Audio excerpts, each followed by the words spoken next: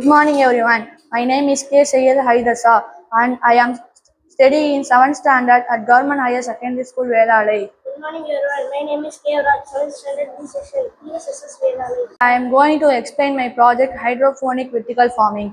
Why hydroponic vertical farming? Save space, save water, no need for soil, fa- faster growth can be done anywhere. Benefits of hydroponic vertical farming: it uses less water, no harmful chemicals, plants grow faster, can be done in any place, farming lands is less.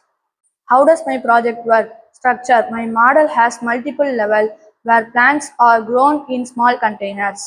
Water and nutrition: instead of soil, I have used water mixed with essential nutrition like nitrogen, phosphorus, and potassium.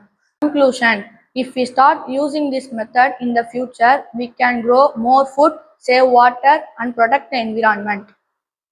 Thanks to Nexplorer Juniors.